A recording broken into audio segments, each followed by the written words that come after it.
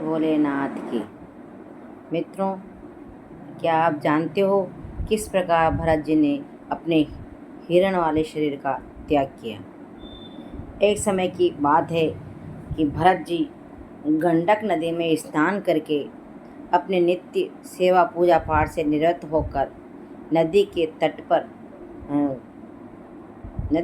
पर जप कर रहे थे। तभी उसी समय एक हिरणी जल पान करने के लिए नदी के तट पर आई। साथ में एक शेर भी उधर से आया दहाड़ता हुआ। उसके डर के मारे हिरणी ने नदी में जोर से छलांग लगाई और छलांग लगाकर जो ही वह दूसरे तट की तरफ गई तो नदी के बीच में जो हिरणी गर्भवती थी उसका बच्चा गिर गया। उसके पश्चात वह घबराती हुई अपने आप को बचाते हुए एक पहाड़ों के बीच में बनी हुई गुफा के अंदर जाकर गिर गई और गिरने के पश्चात उसके प्राण निकल गए।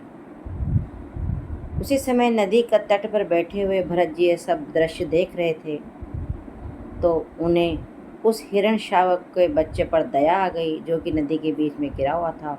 उन्होंने उसको उठाया और अपने साथ अपनी कुटिया पर लेकर आ गए।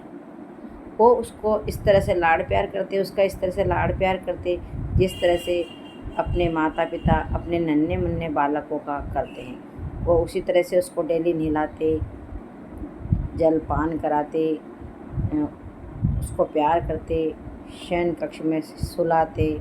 इस तरह से उसकी दिनचर्या चल रही। वो जहाँ कहीं भी जाते उसको अपने साथ ले जाते हैं। उनको ये डर लगा रहता था कि कहीं सियार या जंगली जानवर जंगल के कहीं इसको खा न ले। एक दिन ऐसे ही वो जंगल में घूम रहा था कि उनके सहजाती हिरण आए और उनकी हिरणों के साथ उनके झुंड में वह भी चौकड़ी लगाते हुए कहीं दूर निकल गया। जब देर रात तक वो नहीं आए तो भरत जी बहुत चिंतित होके कहीं उसको भेड़ या व्याघ्र आदि ने तो नहीं खा लिया। इस तरह से कई दिनों तक जब वो हिरण का शावक नहीं आया तो भरत जी उसकी चिंता में बहुत डूब गए और उनका जो वो तप वगैरह करते थे वो भी उनका छूट गया। उसमें उनका ध्यान ही नहीं लगता। क्यों कि उनका प्रेम तो उस शावक बच्चे में था। वो इतना प्यार कर बैठे, उसमें इतने आसक्त हो गए कि अपने वो पूजा पाठ को भी भूल गए। एक दिन ऐसा आया कि जब उनका अंतिम समय आया, जब उनका काल आया तो काल आने के पश्चात उनका देह शांत हो गया और उनको एक हिरण के बच्चे से अत्यधिक प्रेम होने के कारण, आसक्त होने के कारण उनको हिरण की योनि मिली।